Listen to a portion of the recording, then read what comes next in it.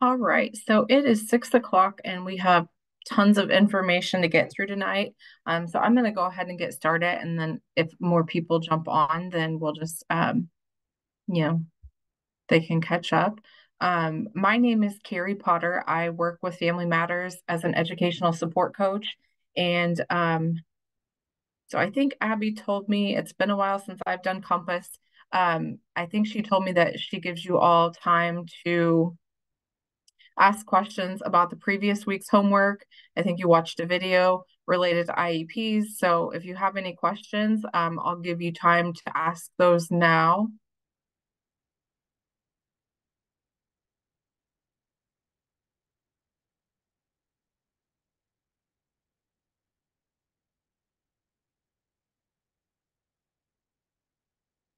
And you can either, I believe you should have the ability to unmute yourself, or if you have a question, you can put it in the Q&A box if you're more comfortable with that.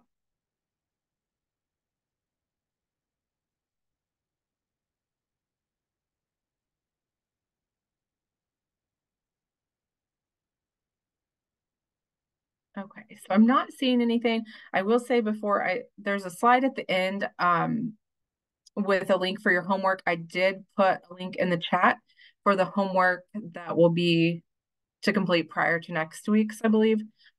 So that is in the chat. Um, so you're able to access that information.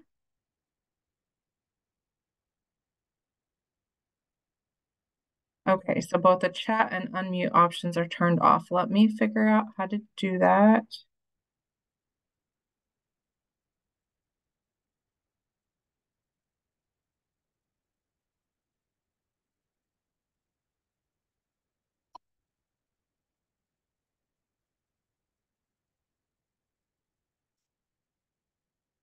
I am just going to go through and oops, let you all allow you all to talk. So then you'll just have to mute yourselves and unmute yourselves as needed. So if you need something, feel free to unmute yourselves and stop. No, there you go. This is me. But then you'll just want to make sure you're muted when you're not talking. So I think I fixed that. Um, okay. All right. So like I said, we have a lot of information to go over tonight. So tonight we're focusing on IEPs, or individualized education programs. Um, I think that's pretty laid back the way Abby does it, and that's fine with me. So if you have questions about something, stop me, ask me. And then I did want to go over a little bit of information. I think you're all pretty familiar with Family Matters at this point, but again, we're one of two parent centers in the state. Every state has one parent center. I think you're pretty familiar with the services we provide as far as trainings and the educational ESP, or educational surrogacy program. And then, Abby and myself work with Family Matters and provide support through the Educational Advocacy Parent Helpline as educational support coaches. So, I do want to say, you're completing this course. If you're going to help families as a volunteer through Compass, then, we definitely don't expect you to know everything. And have all the answers to questions. We have to look things up all the time and, make sure we have accurate information and are giving families accurate information. So anytime, if even for yourself, or if you're helping a family, if you have questions, definitely reach out to us. Um, you know, and if you're helping a family and you feel like, okay, this is a little too much for me, this is more than I'm comfortable with helping, like, let us know and we can help you navigate those situations. So you're definitely not alone. It's not like you can complete the course and can't ever reach out to us. I do want to say, we aren't a legal services agency. So, any information we give you shouldn't be considered as legal advice. And, um, we don't give any form of legal expertise. We don't have any legal staff on hand, anything like that. So the session is being recorded. I think you have handouts through um, the Google Drive, so you can access all of that. I will load the PowerPoint tomorrow, myself or Abby will, so you'll have access to that. Um, if I use acronyms, sometimes I do it out of habit, but if I use something like, talk about different things in acronyms and you're not sure what that is, let me know. I try not to do that, but that does happen sometimes from time to time. It's kind of a habit. And so tonight, like I said, we are covering a very large amount of information in this session. So, you're going to have a lot of resources and information embedded within this PowerPoint. So I really tried to update it. There is a lot of information on IEPs. So we tried to really embed resources that you could go back and revisit. And again, if you have questions, you can email or contact me or Abby about this and we can help you. But tonight we really kind of want to define the IEP, go over what components are or maybe included in an IEP, identify who team members are in the IEP meeting, and understand the IEP meeting process. So we're going to cover all of that tonight. There are a lot of resources and kind of working on updating this. I found a lot of resources that I thought were helpful and that I refer to often. So I've included links on all of this, on many of the slides. The Illinois Department, or sorry, the Illinois State Board of Education has IEP forms. Um, there isn't a universal IEP form that everybody uses, but the information in those forms should be in every school district's IEP in their form. So the forms may look a little bit different, maybe in a little different of a format than what you see through the State Board of Education's forms, but these give you an idea of what an IEP form would look like and what should be included. So I've included the link to that, and you can download those forms in different languages from the Illinois State Board of Education website. And with the forms come instructions to go along with those forms that explain the different sections of the IEP and how those are completed. So those are really helpful information. And then ISBE, the Illinois State Board of Education, does have an explanation of changes that were made to the forms in December of 2021.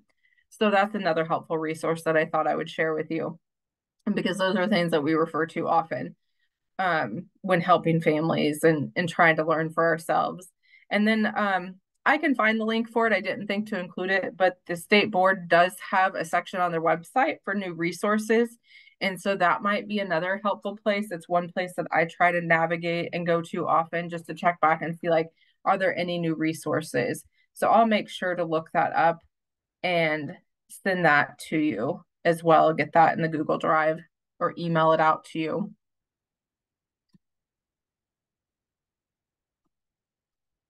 Okay, so first we're just going to talk about what's an IEP. If you have questions, let me know. But, an IEP is under the Individuals with Disabilities Education Act. A student requires an individualized education program. That's what IEP stands for, to be eligible for special education services at their public school or charter school. So it's a plan the plan must ensure that the child's receiving a free, appropriate, and public education or FAPE. So once it's determined that a student meets criteria to receive special education and related services, then that IEP or that individualized education program is developed for that student. And then I did include a link at the bottom of the slide to the parents guide. That's a helpful document that has a lot of, it's broken down into chapters and covers IEPs, evaluations, child find. So that's a helpful resource that we refer to often as well.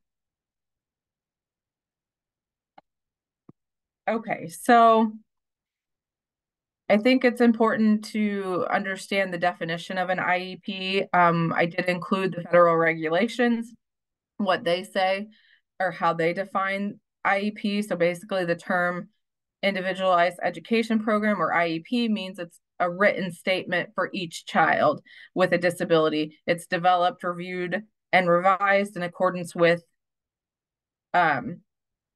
the federal regulations. So we've cited the federal regulations. If you want to take a look at those, you can. You can look up 34 CFR 300.20 and find that exact regulation or definition of an IEP. So, it's kind of important to understand like the federal regulations and the, state guidelines and things like that. And then when you get this PowerPoint, some of these visuals are actually, there are links. So if you click on this box that says IDEA, it would give you the option to visit a link where you can find these exact federal regulations or guidance. So here's more relevant or some relevant legislation related to IEPs that you can look up. And, we'll talk more about these throughout this presentation. But we really wanted to give you as much information as we could so you can, we're going over a lot tonight, so it's hard to kind of take it all in all at once, and we wanted to give you information to revisit. So as far as an IEP, what it does is designates specialized instruction and services and supports that a child with a disability is required to have. So again, it's individualized, it's specific to that one child. So you're looking at what does that student need? What kind of support services, what kind of specialized instruction do they need? Not every student has an IEP. So, it's just students who are found eligible. So you're really looking at what do they need, and that IEP is a plan or a program that's written to carry out those services that the student requires. So like we said, you have to be found eligible for an IEP. So a student has to qualify for an IEP. Sometimes people may think, well, my kid has a diagnosis of autism, or they have a diagnosis of cerebral palsy or ADHD or what have you. A diagnosis does not always equal eligibility for an IEP. So just because a student has an IEP or has a diagnosis does not mean they'll necessarily be eligible for services. They have to go through an evaluation process to determine eligibility. And then they have to be found eligible under one of these categories. So they may be found eligible, if it's a student who has cerebral palsy or epilepsy or different medical things. They might be found eligible under other health impairment, or a student with dyslexia could be found eligible under a specific learning disability category, but have to be eligible under one of these categories. These categories are broke down more, and definitions of each category included in the parent guide from the Illinois State Board of Education. And so that's something helpful to look at if you're questioning, do I think this family I'm working with or the student I'm working with would be eligible? If you want to take a look at different categories to see where you think they might fit in, or if you're wanting to look for your own child, that can be a helpful resource as well. So, do you have any questions so far?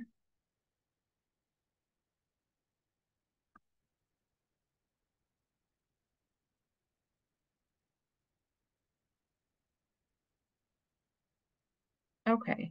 So, Damani, you have a question? You can unmute or type in the question and answer box.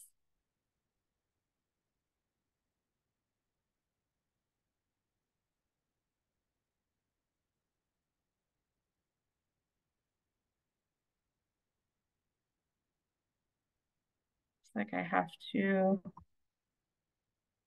Okay, everybody should be, I think I have everybody caught up allowed to talk. So you should be able to unmute yourselves now. I don't think I got everybody earlier.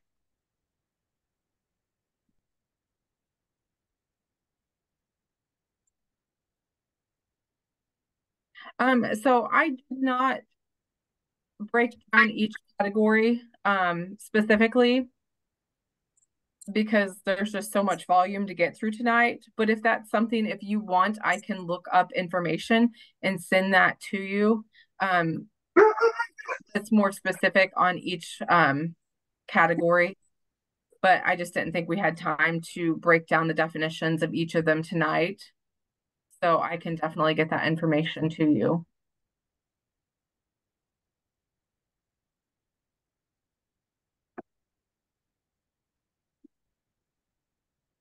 Okay.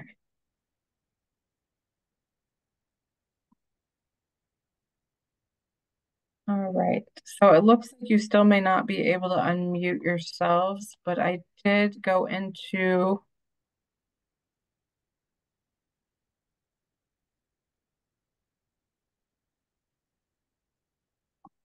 okay. Everybody should be able to unmute themselves now. I think I've gotten everybody now. Sorry about that. Okay, so we wanted to move on to developing an IEP. Um, so an individualized education program has to be completed for each student who's found eligible. So if they're found eligible, under one of those categories, eligibility categories to receive special education and related services, then an IEP is developed. And that IEP is a management tool. It's developed by the IEP team. So the IEP team includes multiple members. So you could have a parent as a required member, a student as a required member. At a certain point, like when they're younger, if the parent feels it's appropriate for them to participate in the meeting, then they can participate. As they get older, 14 and a half is the age of transition in Illinois. So they are invited to the meeting to participate at that point. And but it really, like, you can start younger than 14 and a half. But the students are an equal member of the IEP team. You have evaluation staff. So if an evaluation is completed in speech or occupational therapy, psychologists, any of those providers complete any type of an evaluation, then they would be invited to that meeting to discuss and interpret those results and be able to speak to those tests and outcomes of the evaluation. You have to have an LEA, usually like a principal or superintendent or somebody would sit in as an LEA there, somebody who can commit to services, somebody to make sure the IEP is going to be implemented and followed through on. You have to have one regular education teacher who's familiar with, you know, services provided, that would be able to help implement the IEP if the student participates in the general education curriculum. And then you have to have a special education teacher who would be able to, implement that IEP, be familiar with curriculum, services being provided. Trying to think, you can ask for other people to be involved in that IEP meeting, that have knowledge about the student. So a parent or the school could request another professional or an advocate, a friend, be involved in the IEP meeting.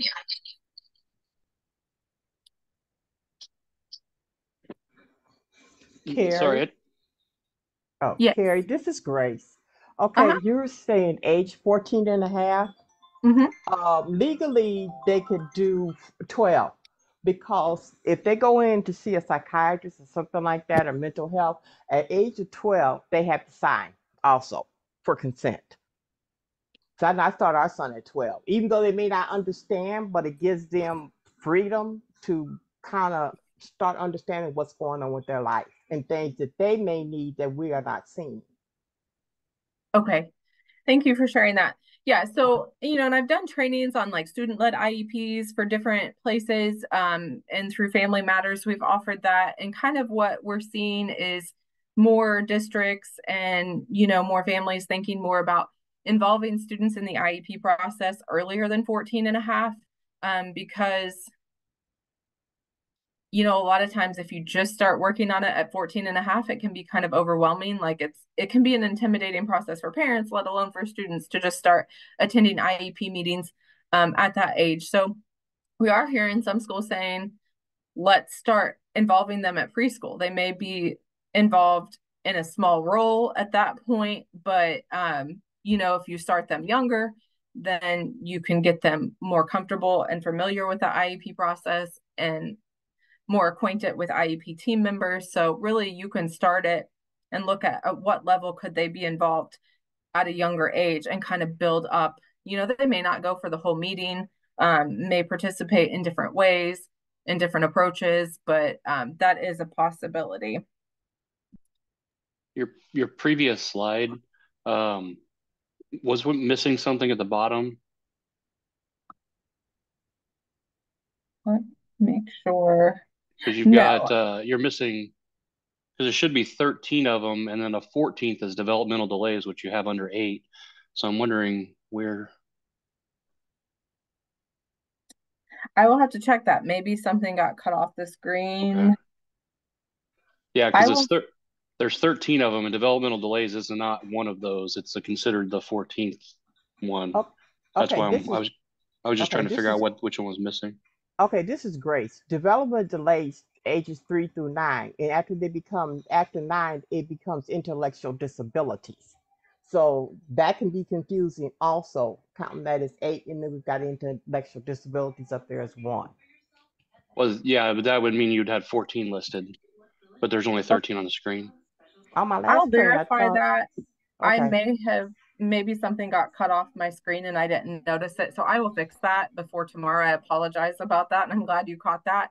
Because I was thinking 13 looked wrong to me, but I Mm-hmm. will verify that with a parent guide and look at information and regulations and things and fix that before we download this into Google Drive tomorrow. That way you have all of the accurate information. And I will add a link in here as well so that you have access to the specific chapter in the parent guide on that. Um, so again, like we kind of talked about who's involved in the IEP meeting. There are multiple members. So, again, you're looking at parent or caregiver, guardian, student, the LEA, any evaluation personnel who've completed evaluations, maybe a school psychologist, speech therapist, vision therapist, PT, OT, speech, and then others who have knowledge of the student, regular education teacher, special education teacher. So, a lot of different parties are involved in working together, but everybody is an equal member of the IEP team. Um, and then, so developing that IEP, um, once that child's found eligible, then if an evaluation is completed, once parent signs consent for evaluation, the school has 60 school days to complete that evaluation timeline, get the I determine eligibility, and then write and implement the IEP if that student is found eligible. And so again, that 60 school day timeline starts from the date that the parent or guardian signs consent for evaluation. And then, you sit down and develop that IEP.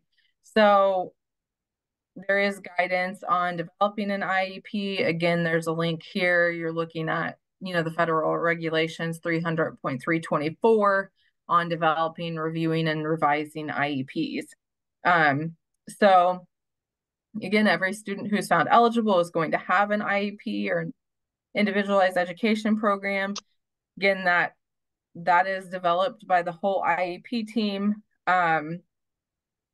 And then that's kept on file, at the local school district. You update that at least annually. So once a student is found eligible, say they're found eligible on January 26th of this year, the IEP is written, then that IEP is good for 1 calendar year. So it has to be updated before January 24th of the following year, or the 25th, whatever date I said.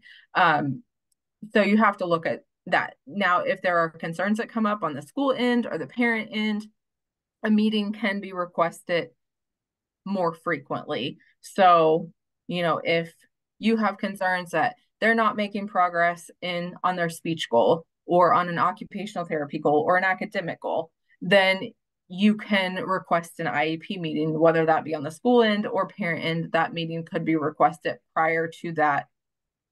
It doesn't just have to happen annually. So, really, the IEP is going to be like a roadmap. So it's going to show where that student is and where you want them to go. So these are just some questions to think about when you're thinking about writing an IEP. I'm going to think, where are we right now? Where's the student right now? And what information do we already know about the student? What don't we know? That's going to help you think, like, do we need more information? Should more evaluations be completed? When you're thinking about where the student is now, and you get a good picture of where they are currently and what their abilities are, what their strengths are, what their areas of need are, then you can really think about how much progress you want them to make in a year's time, and then think about, how do we get there and how are we going to know that we're getting there? So these are all kind of questions that are helpful to keep in mind when developing an IEP.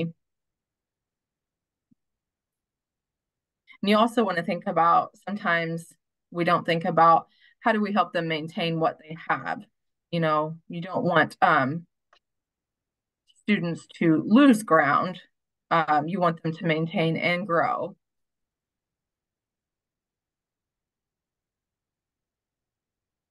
Okay, so there are a lot of different sections in an IEP.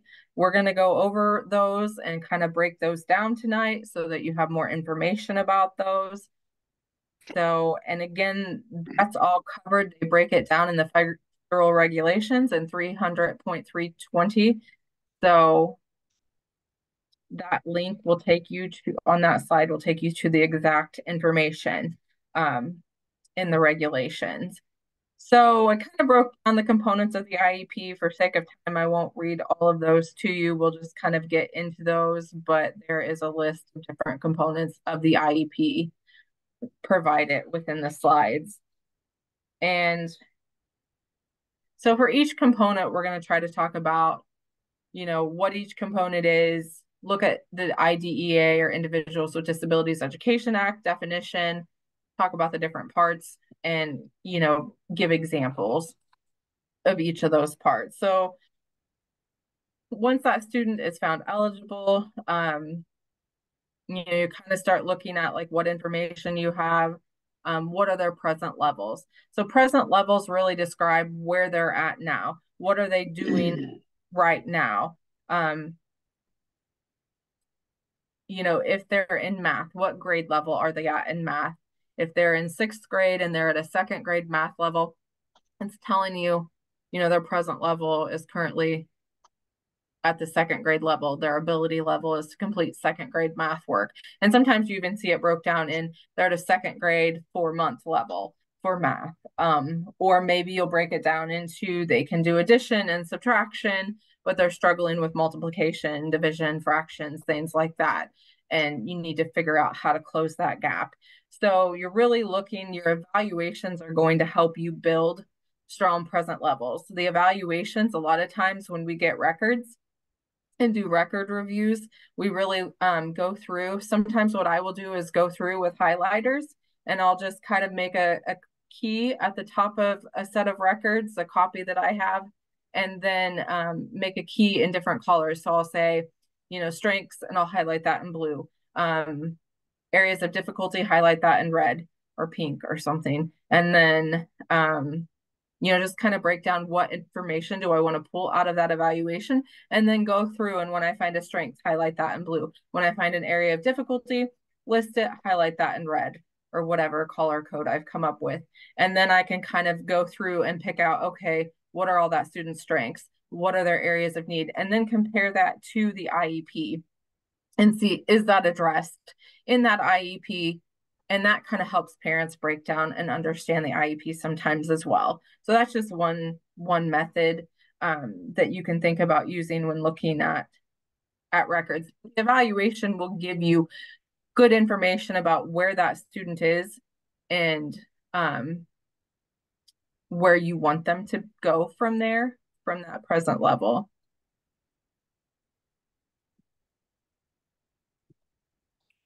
So there's a lot of good information on the components of an IEP. If you're not familiar with SIPR, or it's called the Parent Center Hub, the website is parentcenterhub.org. They have tons and tons of resources. So pretty much any topic you're looking for on special education, they have tons of resources there. I will say, when you're looking at resources, you want to make sure like their information isn't necessarily state specific. So we have to follow federal regs. We can't do worse as a state than the federal regs. We have to abide by what they're written, but states can do better than what the federal regulations say. So I always tell people to try to keep in mind, when you're looking, like the federal regs say that transition, I believe, starts at age 16. Illinois has chosen to start earlier than that. So if you see information that says transition starts at 16, that wouldn't be accurate for Illinois. That's the federal reg, but Illinois chose to start younger. So just be mindful of some of those things. And if you have questions ever, let us know. Okay, somebody said autism category was missing. I do believe that may have been the one that was missing from the eligibility list. So I'll check that and verify that for sure. I appreciate you finding that for me. No, Okay. it's you're missing deafness Oh, okay. because Well, there's hearing impaired and deafness are separate in IDA where visual is combined with blind. okay. I appreciate that. Thank you. Um, so again, the Parent Center Hub is a great place to find information. So IDEA again breaks down everything that is in the IEP. The present levels really need to tell you where that student is at. So each IEP needs to include a statement of the child's present levels of academic achievement and their functional performance, and then how that child's disability is affecting their involvement and progress in the general education curriculum. So this meaning the same curriculum as their peers without disabilities are using. Um, and then for preschool children as appropriate, how that disability affects the child's participation in appropriate activities. So we've kind of covered that. I did want to go over present levels of academic achievement, what the federal regs say for academic achievement. It's looking at their performance in academic areas. So you're looking at how they're doing in math and English and reading, science, things like that. What are they doing? Where are they at in those academic areas? Again, like we said, if they're in the 6th or 7th grade and they're at you want to look at, are they at grade level in this area, and determine what areas are they doing well in academically and on target, and what areas are they struggling where they would need more support. So you're really looking at where their strengths and where their areas of need. Every child's going to be different in, their needs, and their circumstances are going to vary. So again, it's very individualized, and looking at figuring out where that individual child is. I have a question. Yes. So when they're like evaluating where a child is at per se, Mhm. like for instance in math. So if that child is having a hard time, like they're not really able to get that child to participate in those evaluations. Um, how would they then kind of gauge where that child is at? You said if the child can't participate in the evaluation? Well, like for Or instance, I'm talking about my own child in this okay.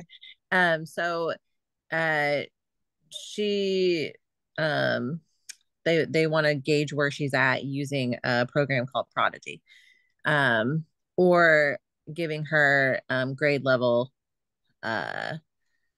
level like work, but we she really is not at grade level. She's at a fourth grade level when she should be at a sixth grade level. We only know that because we worked with her at home, but they're not like the school isn't really using any other means to test her. Okay. And so You know what I like, mean? right. So evaluations, there's a domain form. That may be one of your handouts. I'll look and see. Abby kind of coordinated all of that. But so there's a domain form that is completed, and you look at when you're determining what areas a student needs evaluated in. You go through, and a student may need evaluated in all areas, may need evaluated in just some. So you look at academic, you kind of look at every area possible and determine like what information do we have, where are they at. But evaluations, like a school may complete new evaluations, a school psychologist could complete evaluations to determine where they're at, what their full scale IQ is, where they are academically. But it's not just one piece of data. So, you said they were using a certain program. They can use that and evaluate and determine where, you know, if she's at grade level, I guess. Um, but they can look at other pieces of data too, like what does her daily homework look like? What are her test scores like? If you have outside evaluations, those can be considered. If you have input from home or documentation that you keep on how she's doing with homework, you could share that with them for that all to be considered in that evaluation process. So it's not just one piece of information. So just because an evaluation is, they use an evaluation tool and complete an evaluation in a certain area, that's not necessarily the only piece of data that they should be looking at. Should be looking at multiple pieces of data.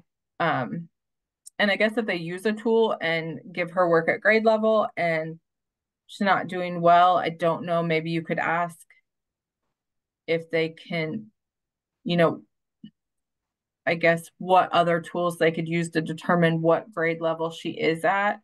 Because I don't know if they do an evaluation and she's not at grade level, if they have to use another tool to determine.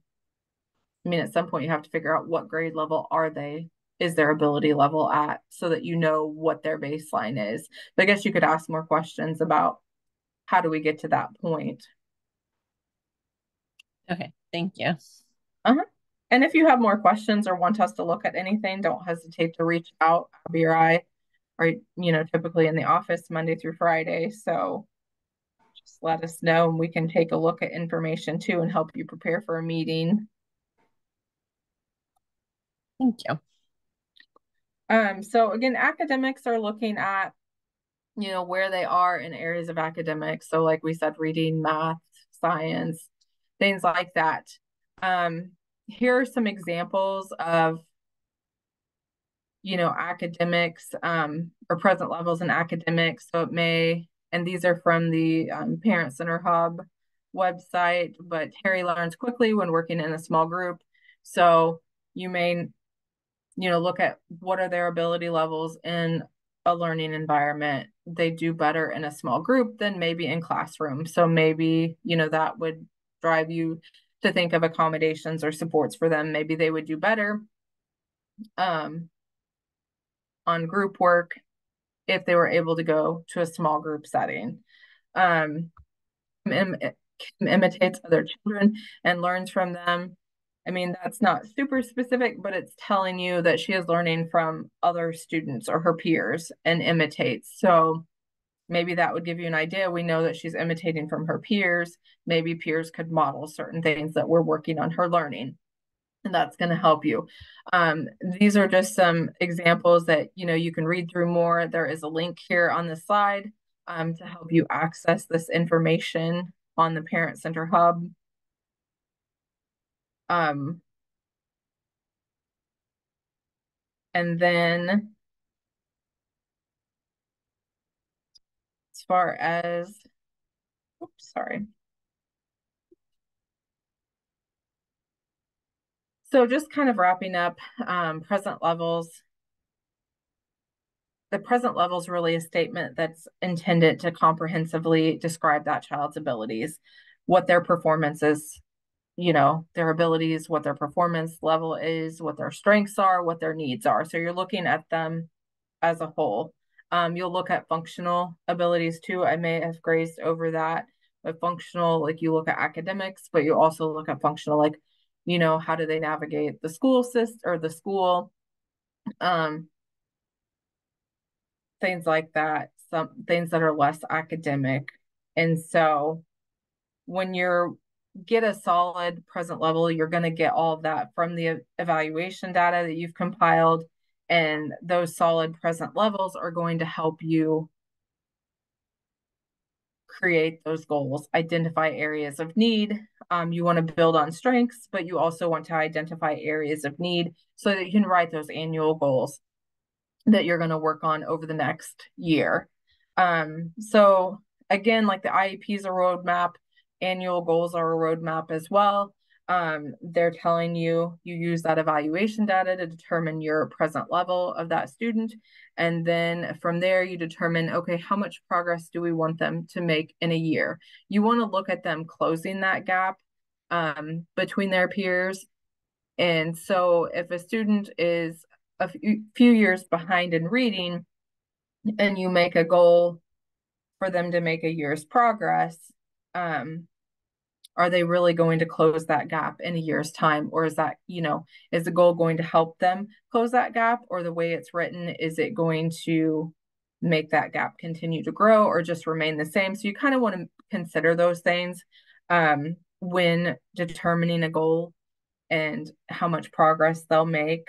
So you want to think like, what's that student going to achieve? What do we expect them as a team to achieve in a year's time? What skill or behavior do we want to focus on when you're writing those goals? And then, how are we going to work on that? In what setting are we going to work on that? Under what conditions? And then also by what time? What's the end date? When you're looking at writing an IEP, you're looking at a year in ahead and thinking ahead in a year's time. This is what we want them to do, but you can also break down a goal into smaller sections and little kind of stepping stones. Like first, we don't expect them just to achieve that whole goal all at once, so we have to break that down into steps. And we will talk about that here in a little bit. So IDEA does state that goals need to be measurable. Like we said, you look at academic and functional present levels of performance, identifying those for each student. So you also want to, goals aren't just academic, you want to write academic and functional goals as appropriate for each student. So IDEA says that there should be a statement of measurable goals, including academic and functional goals, and those are designed to meet that student's needs related to their disability. Those needs need to come from their disability. And then you're enabling that child to be involved in and make progress in general education curriculum. So, and you have to meet needs, other educational needs that result from the child's disability. If you're looking at in your evaluations, again, if you've went through and looked at identified areas of need, then that's going to help you think about what areas do we need to write goals in.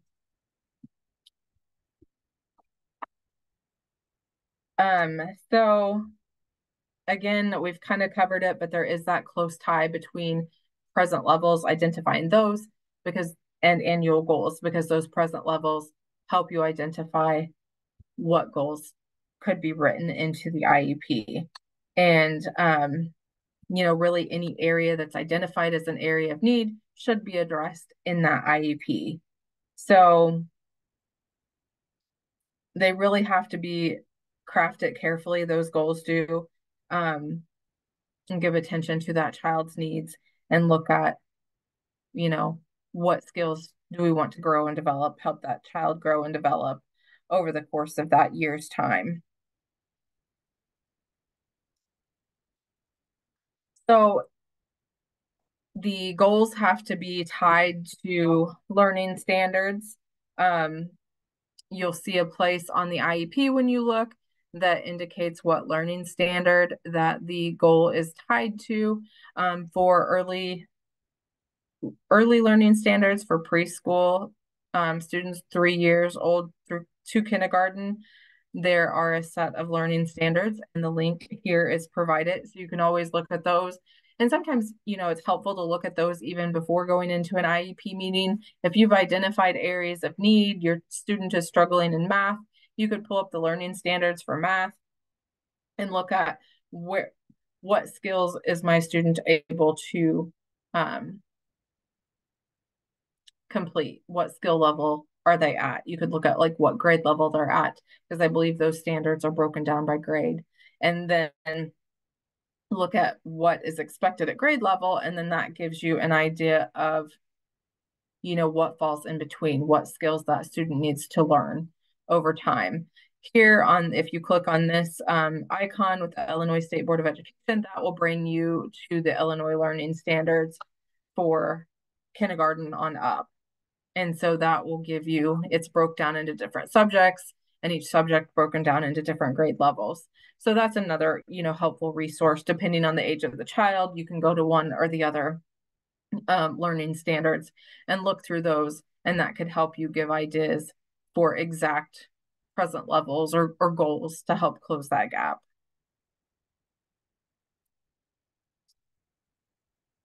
Again, you're thinking of these goals as, 365 days, like in 1 year's time. So, again, really think about what can that student achieve in 1 year's time. And a well-written goal would describe the skill or level of performance that child is expected to reach by a given time in that year's time. And then, when you're writing that, you're always measuring progress. You write into the IEP how progress will be measured so that if that goal is being met or not. So when you're getting all that progress monitoring done, if you're getting progress reports home and seeing they're not really meeting this goal, you could ask for a meeting to revisit that goal. Do we need to take a step back on it? Is that goal, specific enough, or do we need to revise it because they're not progressing like they thought? Do they need, more supports, things like that? So you really look at, you think about, how do we know that this goal is going to be reached, or how do we know when it is reached? You have to look at the child's performance, being able to count their performance, see the performance, hear it. It has to be measurable in some way. So you may have heard the term SMART goals. We do have some resources I'll try to find for you and get you links to. Wright's Law has some information. There's a link included here on SMART goals, but I know there are some others out there that I can get to you as well. But SMART goals, you want the goals to be SMART. You want them to be specific, measurable, achievable, realistic, and time bound. So those are things to keep in mind when writing IEP goals. And we'll get into some examples of measurable IEP goals as well. So, like, you may look at breaking down a goal as far as, in this many instructional weeks, this goal will be met. So if there are 36 instructional weeks, that's how long we expect. By the end of those 36 instructional weeks, we expect that the student will meet that goal. Or you may say by November 19th of 2024, or by the end of the current school year, they will meet that goal. So you want to specify what time frame that goal is going to be met in. So again, you can do it in weeks, by a month and date and year, or just by the end of the school year. And again, you can find more information about this on the Parent Center Hub. Okay, so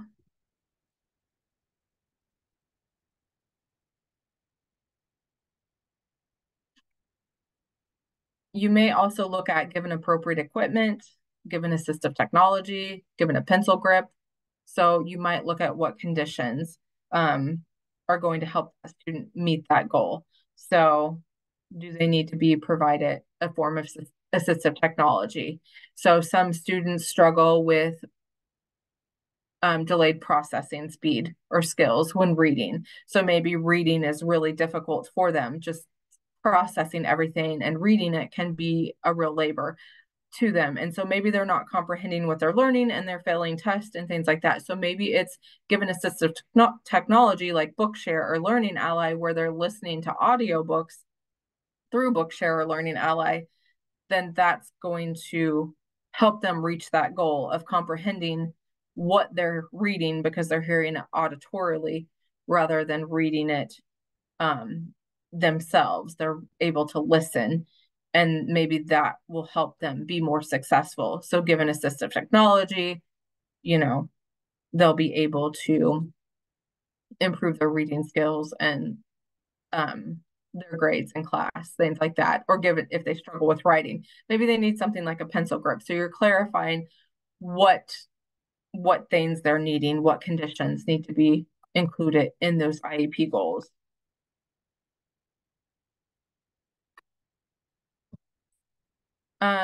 So you may also look at, behavior in IEP goals.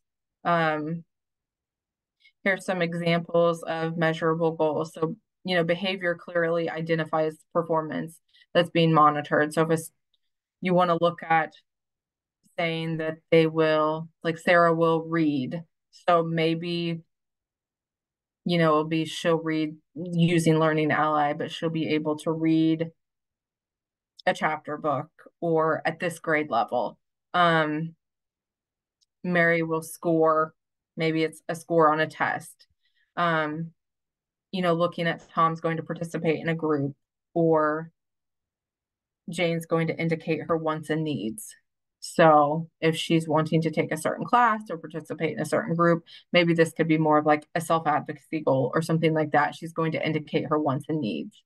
A writing goal. So measurable goals are going to be specific and tell you what a student's going to do.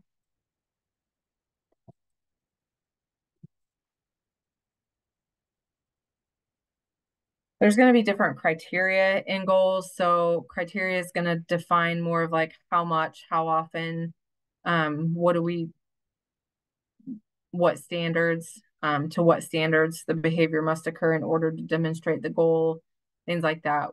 So, if you're looking at some examples would be 96 words per minute with 5 or fewer errors. You're looking at, we want them to know that they're reading 96 words per minute, and we know that they're going to make 5 or fewer errors. So that's pretty specific where, we're expecting them to type or read or what have you, 96 words per minute.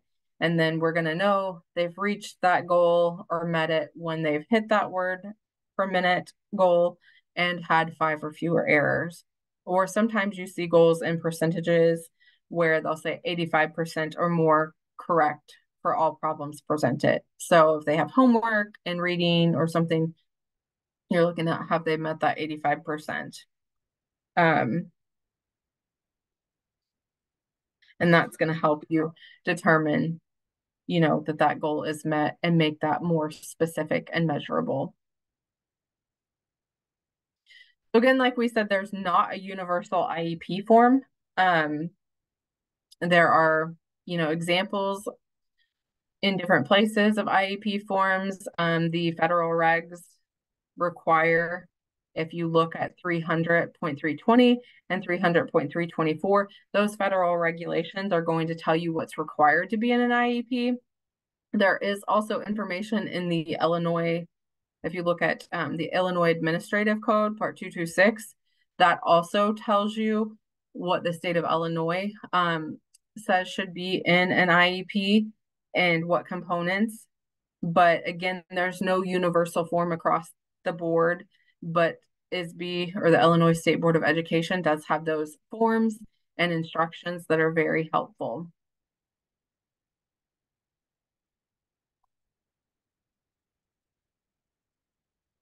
Okay. Like we said, you've determined that annual goal, but you may want to break that goal down into benchmarks. From what I'm reading, this is not in the federal regs any longer, the benchmarks and short-term objectives, that they're not identified in the federal regulations, but they still, from what I'm seeing, are in the Illinois administrative code, that those are still included in IEPs in Illinois. So, and we still see them in IEPs all the time. So it really in the federal regs for benchmarks or short-term objectives just says that those are for students with disabilities who take alternate assessments aligned to alternate achievement standards. There would be a description of benchmarks or short-term objectives. But again, that's what the federal regs say, but it looks like Illinois has chosen that those remain in IEPs. So we would still, include those. So I did, if you look at the administrative code, part 226, I did put a screenshot of what that looks like and the content of the IEP. You can find that in 23 Illinois Administrative Code 226.230, and it covers, breaks down all of the sections of an IEP, what it should include. And then it does say a statement of measurable annual goals that reflect consideration of the state goals for learning standards, as well as benchmarks or short-term objectives developed in accordance with the child's present levels of academic performance and functional performance. So that did remain in Illinois' administrative code. Do you have any questions about that so far?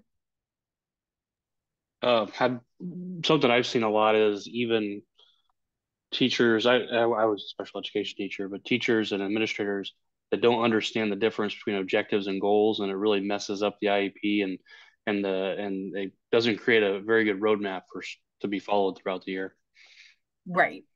Yeah, and that can be an issue. So like, in the IEP, the forms that we typically see, it breaks down like this is a student's present level. So based on the present level, you write that annual goal and there's a space for the annual goal. But then there's also space below the goal where you can separate the different steps, kind of those short-term, benchmarks or objectives to look at how are we going to break that goal down into smaller steps. So you have your annual goal, but those shorter term objectives or benchmarks are breaking it down into steps. Like maybe in 2 months, we expect them to reach that first step of the goal. So you really break it down to in smaller kind of stepping stones. What do we expect them to accomplish first, second, third, fourth, and really break that goal down. And I can look for examples to see if there kind of are example goals, or maybe even type some up if you think that would be helpful as kind of a visual to see an example of a goal with the benchmark and annual goal and those short-term objectives. I could say it might be beneficial if somebody hasn't seen them before to see, one, how benchmarks are accumulative over time, and that we're making these incremental progress of doing the same thing but getting better, and then so they can see how that totals, and then the other one being the objectives. Okay, we're gonna be at a fifth grade level for math, and the objectives for that are I don't know what fifth grade is. Multi-digit division would be one objective that they need to accomplish to get to that goal, but it's not incremental like the other is. Like I said, I think that's it's such a hard concept to grasp that I'd say half of the special education teachers and administrators that I've worked with didn't understand that. So it's Okay. just throwing that out there. Yeah, I appreciate that. And that would Yeah. gives me kind of an idea that maybe we could incorporate that into like a webinar or training to kind of break down goals and things like that and how that's done, what that looks like. Yeah, that's good. This is great. It depends on the school district. Because with my son, when you're talking about that, ours, oh my God, ended up with like maybe 20 pages when he graduated because I was the type of parent who stayed on their behinds. If he didn't reach that certain goal, object, whatever it is, we're going to go back and visit it. So they would break it down into smaller increments. And I think that comes in also to where helping the parents becoming more involved. So they do understand these objectives and subjectives and what their child needs. I know the area I live in, that's the biggest problem that we do have is the parents don't attend the IEP, so they don't understand what their child needs. Right. And there are many times that we hear like parents maybe aren't attending IEP meetings, and a lot of times maybe parents don't understand the IEP meetings or the IEP process. I will say if you like our goal is we don't want to tell parents what to do. That's, not my place to make decisions for them. We want them to be educated and understand the process and make, informed decisions. So we want to get them, the knowledge base, so they have that skill set. But when you're looking at the IEP forms, when you're looking at goals, there is a place on each goal page that determines how progress will be monitored on those goals and how often. So we do tell parents, really look at that when we do an IEP review, look at the individualized goals, look at each individual goal and, see how often is data being collected on that? Is it being collected through observation? Is data being looked at by test scores, things like that. And then how frequently is that being collected? And we tell parents if it's being collected, you know, monthly or quarterly, do you feel like that is frequent enough? If the child's not really struggling, they're making progress, maybe that's fine to collect that quarterly. If they're really struggling, you know, you could ask or request that data be collected more frequently. Can we look at monthly or weekly in some situations? It depends on that individual situation, but then also looking at, um, if that data is being collected quarterly or monthly or what have you, is that data being sent home and shared with a parent that frequently as well? So, those are things to think about if you're, helping your own child or helping another family, looking at those places on the goal pages too. And if you understand those benchmarks and objectives, then looking at how is that goal broken down and referring back to those goals and seeing, okay, this is how the goal's broken down. Where if they were set to meet the first benchmark or objective or what have you, have they met that? It's October, they were set to meet this certain skill by October. Has that been met? Do we need to revisit that goal in the IEP? Do we need to revise it? I have a question, Carrie. Yes, go ahead. So can students ever be, I don't know really how to term block, but like goaled out? Can they ever be like, okay, we have set these goals, these different benchmarks? Because when it comes to that part of the IEP meeting for me, it seems like it's a lot of jargon. Like, oh, he should do this percentage of whatever, blah, blah. He did this, he didn't. I'm more so concerned about his accommodations. He still has the disability. It hasn't gone away. So whatever you want to put in benchmarks and objectives, I kind of sort of let them talk on that. And I try to, if they talk too long, I do let them know, like, hey, we're taking too long for this because then you all try to cut me off when I have something to say in IEP meeting. So can we wrap this part up? Because I just want to know, can a student ever be goaled out? Like, okay, he has met all of his goals, so he no longer needs an IEP. He still has disability, but thank you, because he no longer needs an IEP. Yeah, is that ever possible? I mean, a student can work themselves, make enough progress that an IEP is not needed. So if they've met all their goals, like if a student meets a goal, then you want to look at, are they at grade level now? Like, is there any room to make progress? So if they've met a goal, but they're still not at grade level and not where they're expected to be, then you're going to look at what is the next goal we need to write. They've made this progress, so now what do we want them to do over the next year or what have you? But I mean, students, just because they're eligible today doesn't mean down the road that they would still necessarily need an IEP. A lot of students continue with an IEP for a long time, but we do get phone calls sometimes where students have, made sufficient progress and don't need the support of an IEP anymore. I will say that before an IEP could be discontinued, there needs to be new data or evaluation completed to prove that those services are not needed. So does that answer your question? Yes, and what I don't know if we dealt, is this the part or are we going to further as far as you were saying as far as the evaluation? Are we gonna go into that or we? We've covered some stuff about evaluations, but if you have more questions, let me know. We can cover that. And then trying to think, you were saying sometimes like you may not always have enough time in an IEP meeting to go over your concerns. One thing that could be helpful would be to send a list of your concerns ahead of a meeting. Schools are required to give records. I think it's 3 school days in advance, any information that's going to be gone over.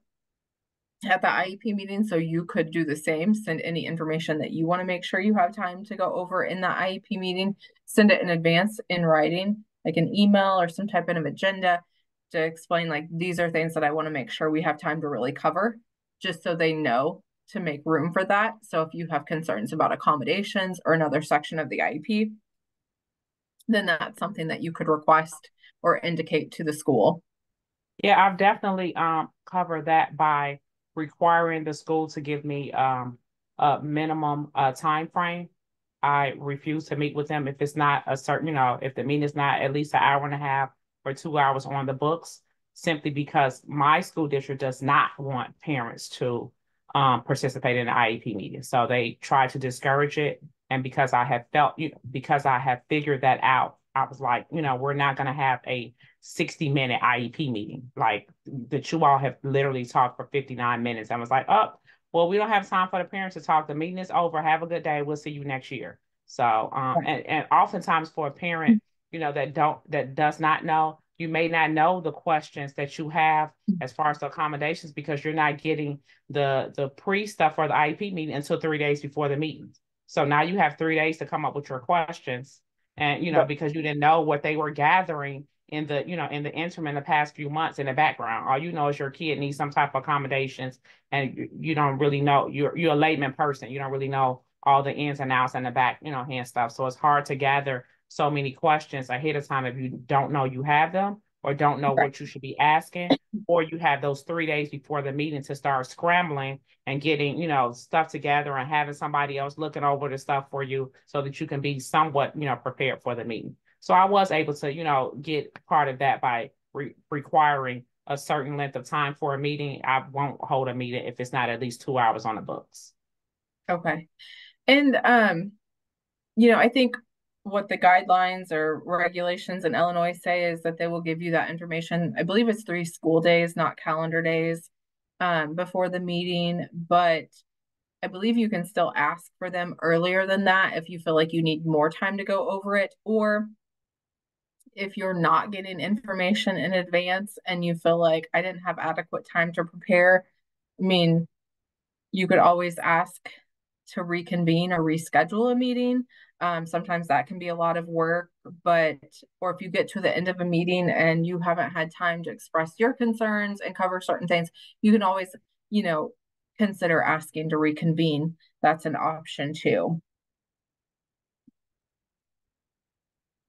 Okay, so we do That's have some. that, Oh, go ahead. that's what I would say. That's what I've done before in a situation where before as I was starting to learn, I get to 60 minutes. They said, "Oh, we're done," and I said, "Well, we're not done. If we're out of time, then we need to reschedule to continue this meeting. But this meeting is not over with." And they wanted to argue with that, and so there's still other things to be discussed. And before I left the office that day, we had another meeting scheduled for a week later. Only that meeting had more than an hour because they didn't want that to happen again. But Okay. I with my son, they tried to do that. They tried to run out the clock and then just say, "Well, this is what we're going to do." And I said, "Yeah, that's not going to work that way." And at that point, the only thing I knew is that I could request a meeting, and it would be really hard for them to justify denying that. So when they got to the end, I said, "Oh, I want another meeting. We're not done." It was just that deer in the headlights. Oh, and yeah. So if they push and say, "Okay, we're out of time," that's one thing that a parent can always do is say, "Well, we're not done with this meeting. Let's reconvene to finish Right. this meeting," and just put it on and table it until the next one. Right. And we do tell families too, like if you ask just verbally to reconvene, you could go home and then send an email to the principal or special ed coordinator or different members of the IEP team, just stating, I appreciate meeting with you, or, the IEP meeting and the time we met today, but we still have, multiple concerns to go over. So again, I'm requesting to reconvene. Please, you could provide some dates and times that may work for you, or ask them for dates and times that could work, to reconvene. And again, you can provide the school with an agenda. They should give you of things that you want to cover and just say, hey, I want to make sure we have adequate time to go over these things. You should be getting records in advance of a meeting. But you could always consider asking, do you have an agenda, just kind of bullet point of the different topics that you want to go over, so I'm prepared for that. And getting those records in advance of the meeting. If you have evaluations and things to go through, that's a lot of information to go through that you don't just want to hear for the first time in a meeting. You want to be prepared to make decisions, and educated and informed decisions during those meetings. So sometimes, yeah, there's not enough time to go over everything as much as you think there will be, and you need more time and can definitely reconvene. On this slide, we just have some examples of some short-term objectives, benchmarks or short-term objectives. So these again came from the Parent Center Hub. There's a link down here at the bottom of the slide to get to those. So again, we're saying you're looking at maybe a time frame. So maybe saying under the goal, when you're breaking down that goal by October, when given a list of 20 unfamiliar words that contain short vowel sounds, David will decode them with 90% accuracy on each of 5 trials. So that's a pretty specific short-term objective.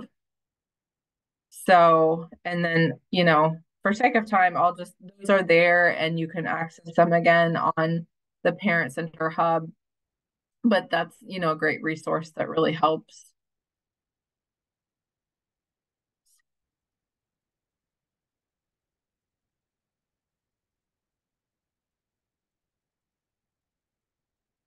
All right, so we want to talk about measuring and reporting on student progress. Again, that's all going to be listed in the IEP.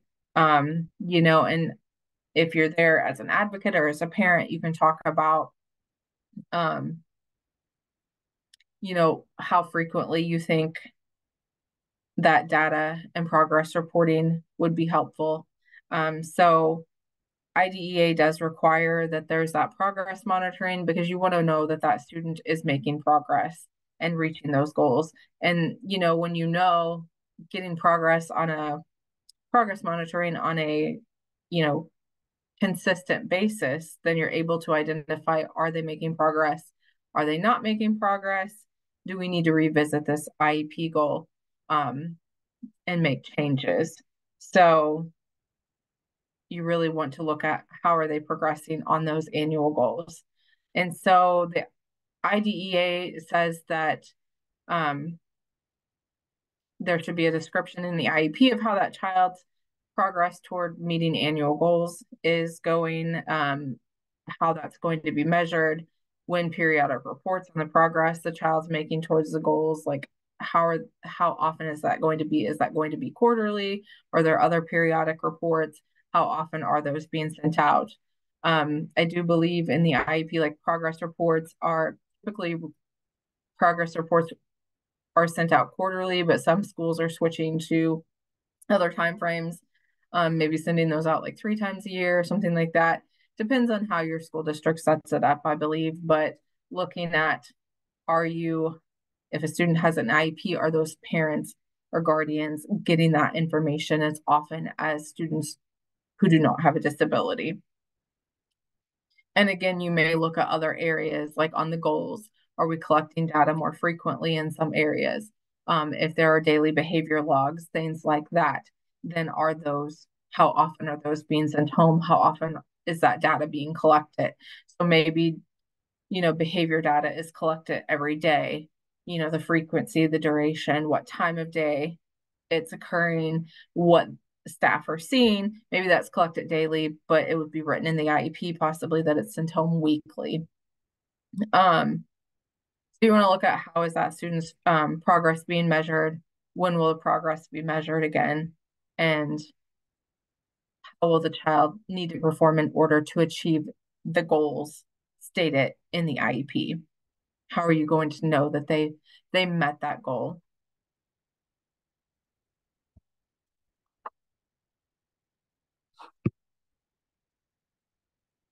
Let's see, I think we've covered most of this. So there is a letter. I thought I would share this as a resource. And this is from IDEA and includes exact words referring to periodic reporting. I'd come across this when working on this presentation and thought I would share it because it kind of breaks down that reporting on IEP goals. So that's just another helpful. Any of the OSEP or Dear Colleague letters are really helpful when navigating the special education process. So again, that's another resource. We'll make sure that that is in the Google Drive. So the IEP, it has to contain a statement of what special education and related services are received. So once you identify what services the student needs, those are all documented in the IEP. So there's a lot of wording here, but in order to advance appropriately toward their annual goals, you have to look at what services are they going to need in order to make that progress.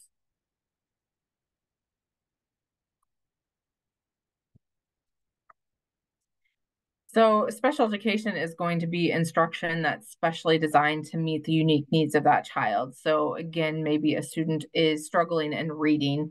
Maybe they have a specific learning disability in reading or math or something like that. So you really have to look at, do they need a different curriculum? What research-based curriculums are appropriate for a student with dyslexia or, things like that. You're looking at what's going to help them grow and learn and make progress. And then, some students may be working at like a pre-kindergarten level and others at a first grade level, others could be at a second or third grade level. So you're looking at, how do we meet that student's needs? There can be, different special ed instruction that's offered to different students. So maybe a student is in the general education setting for a class like biology. They're not at, maybe if you take biology during 10th grade in high school, if their reading level is more at a 5th grade, 6th grade level, maybe you would provide support or instruction. Maybe they're learning along their peers in that general education setting, but they're using a different textbook. It's a textbook maybe comparable to what everybody else is using in the classroom, but it's at their reading level. So maybe they're, able to comprehend that information more easily. That would be like a modification, but still they're accessing that general education curriculum. And that's what we've determined they need to be successful in that classroom, to have a textbook at their reading level so that they can comprehend that information and make it easier for them so that they can learn alongside their peers. There is an educational special education supports and services page in the IEP. It's usually toward the end of the IEP where you're breaking down what supports they need. So if they're getting instruction time in math, in the special education setting, that would be documented there. How many minutes a week or a month or what have you are they getting in that setting? If they need extra time in reading to go to a resource or special education classroom to get more individualized instruction or specialized instruction in that area, then that would be documented on that page. Do you have any questions or comments about specialized instruction in the IEP?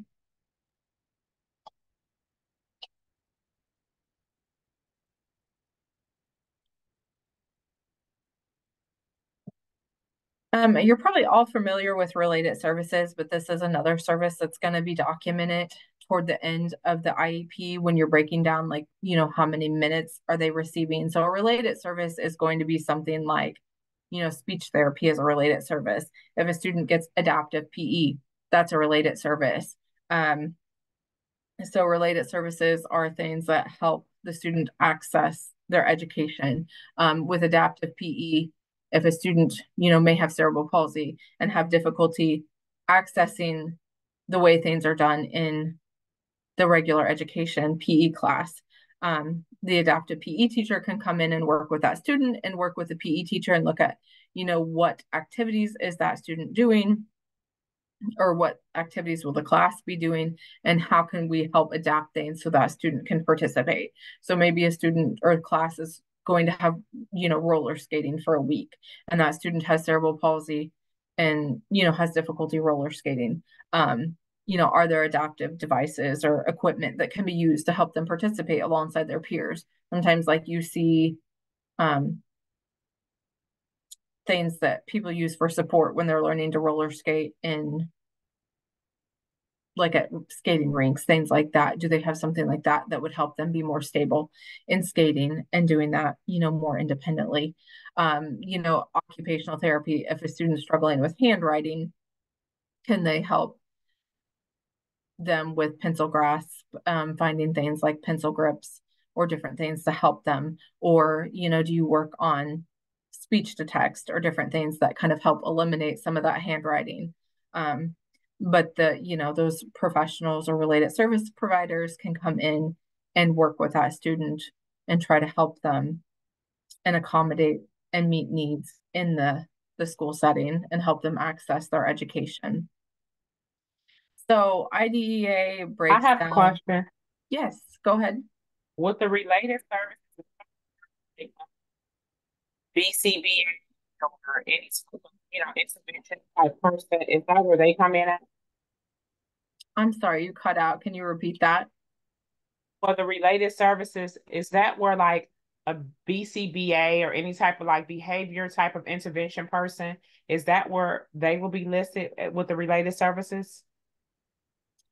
I would think so. I don't know if BCBA is listed. So let me look. Um, on the screen, like some of and related services are not limited to what's on the screen. IDEA does say like speech and language, interpreting, psychological, you're looking at recreational, therapeutic recreation, counseling services. I would say a BCBA would probably fall under related services if that's a service determined by the IEP team that students need. Then they would, probably fall under that area. And then they would write in how many minutes that student's going to get of that service. And I can check into that to make sure that's accurate. I do know we've looked at IEPs with students who have that support or a BCBA as part of their team. But I don't recall where it was written in that, but I will double check on that.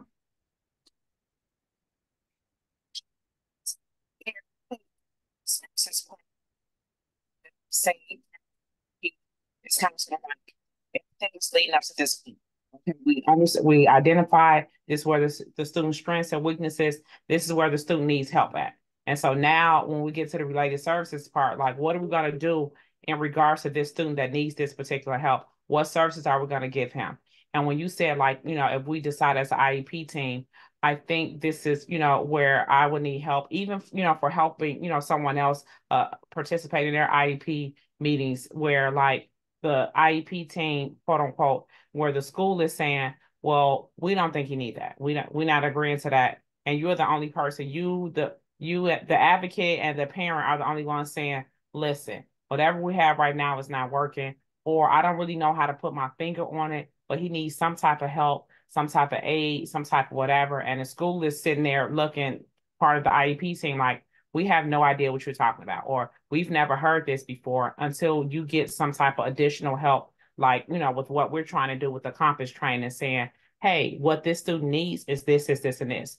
How do you get past that in a meeting? Or is that when it becomes more of a negotiation, or do we have to go to, mediation? Because the IEP team, if you have 8 people on the IEP team from the school saying he doesn't need anything, let's just hope for the best. And then you have the advocate and the parent saying there's something else that he needs in order to be successful. Right. Okay. So typically, like if a speech therapist or something like that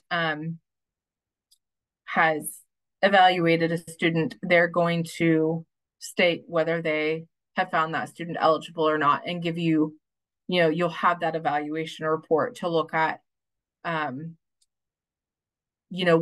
what they found in their evaluation. Sometimes, like if you have an outside evaluation report, you can ask the school to consider that. They don't have to accept an outside report, but they do have to consider it and document that they've considered it. But sometimes like a parent may have an outside evaluation that doesn't quite match up with the school evaluation. In some of those cases, if you don't agree with the school's evaluation, if there's a discrepancy, and even if you don't have an outside evaluation, if you don't agree with the results of that evaluation, you can ask for an independent educational evaluation at school cost.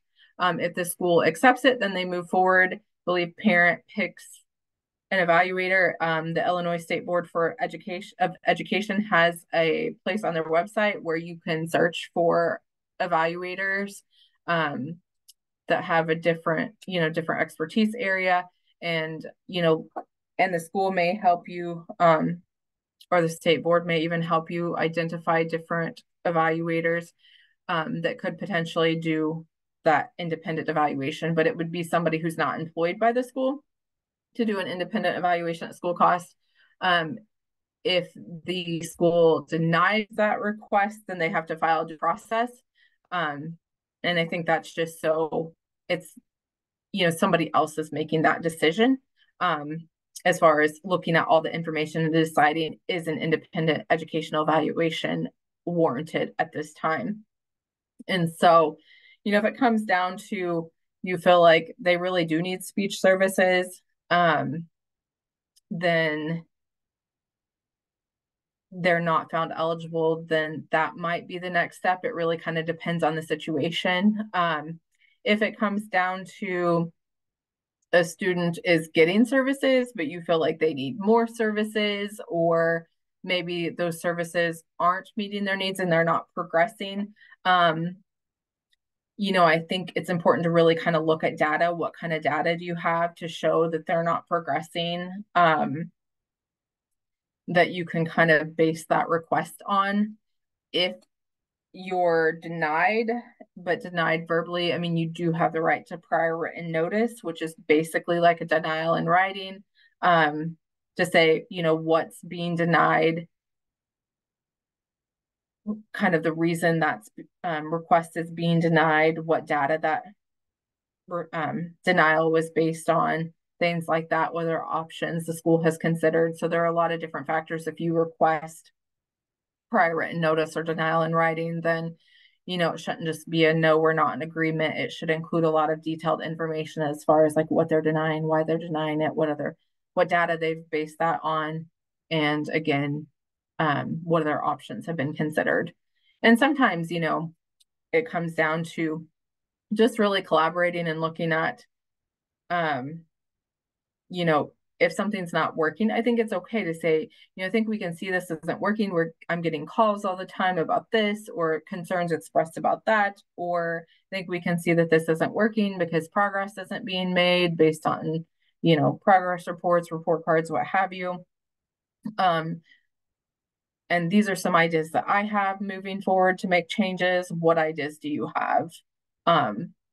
So there's just a lot of different ways to approach that. But if you have specific things that you want to discuss with us, we could definitely, work through that with you. Or if you're ever working with a family and have concerns, don't hesitate to reach out.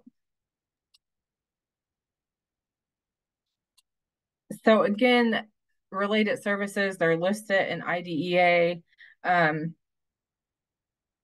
student has to be assessed in all areas related to their suspected or identified disability. So any area that, if they have a speech delay, they would be evaluated in that area. And you could also ask questions about what qualifies or indicates a child has a speech delay. Like, what are the criteria for that? At what point do you evaluate?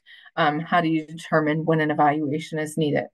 What kind of discrepancy or delay has to be there in that area. And you can ask questions like when your child or student's getting evaluated, kind of in that planning meeting where you're looking at the different domain meetings, asking like what research is behind these evaluations. If they're talking about using a specific evaluation tool, you can ask questions about what research is there behind that tool. Why do they feel that's the most appropriate evaluation school? How is that evaluation fit to meet the concerns that you're seeing with that child? I, There's just I, a lot of different information. Go ahead, Justin. no, I was going to say that what you're saying there, somebody had said that a school was using Prodigy to evaluate a child, and what you just said about asking a school for the research that backs that up is really important when somebody mentions a game to evaluate a child. It's something you want to ask because they're not going to be able to back that up. Well, I'll add to that. I have asked them many times. My daughter doesn't actually get any math instruction currently. She only goes to school half a day. And so that the Prodigy was supposed to be a supplement, and we do work at home with her in math. Um, but the school is like not open to utilizing what we use at home. And they're giving her like sixth grade work when she's working at a fourth grade level at home. And she's in the process of a reevaluation. And every day when she goes to school, they just continue to give her this Prodigy or sixth grade math work, and she continues to refuse it because she's not capable of doing it. Um, and so it's really frustrating. So I'm glad that you said that because does give me like, it's important to know that there are other options, like, and other ways for them to gauge where they're at. Okay. Yeah, and what do you both mentioned Prodigy? What do you mean by that? That's not something that I hear often. So, Well, Prodigy is essentially a game. It's kind of like a Pokemon game where the student has to like essentially a math question pops up. There's no instruction to it or no like um explanation behind it. The math problem pops up. The child has to answer the math question to progress in the game. It's supposed to supplement curriculum, it's supposed to supplement like instruction in the general ed curriculum for math, um, just as an added bonus to it. But it's, she's not getting that. So, Yeah, okay. there's like one study behind it. Of course, they paid for it. It's all garbage, but it does provide some progress monitoring data if you wanted to try to use it as that. If you had a child that just refuses everything else, this could be a last ditch effort for progress monitoring. If you really wanted to use it that in that way with a student with an IEP. However, it's like she said, it's just a fun game, and Okay. it's just I could see it being used as progress monitoring in extreme cases, but as one of the as an evaluation to determine where a child is, because it claims to do that, but it does not do that. So it's just Okay. something to think about. Okay. Yeah, and I have heard of programs like that. I guess I just hadn't heard of that name specifically. We do hear more of game type things or, computer based data collection or, looking at where students are. Again, that's just one piece of data too. So, you want to get a big picture of where that student's at. So, you know, has that given you, a clear picture of that student? What other data do we have to show how they're doing in that area that we're looking at? So you can ask, okay, you're using this tool, but what other ways can we look at how that student is progressing in that area? There's also preliminary aid services, different accommodations, supports, things like that within the IEP. So the supplementary aids and services, there has to be a state.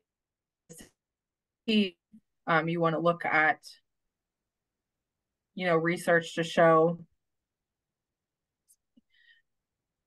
if those are effective, what research is behind those.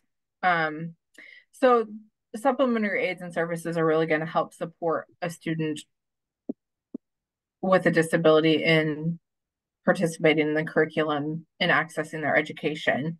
So those are just aid services supports that are provided. They can be provided in different settings at school, in this regular education classes and other settings, education related settings at school.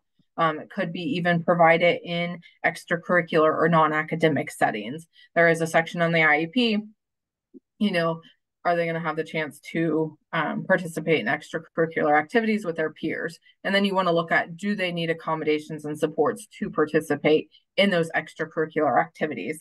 It's not something that we get tons of questions about when looking at IEPs or helping parents, but it does come up. And I don't know how often, I mean, often you do see that students are going to participate in extracurricular activities, but I don't know how often supports and things are written into that area of the IEP. I don't know if any of you have experience on that.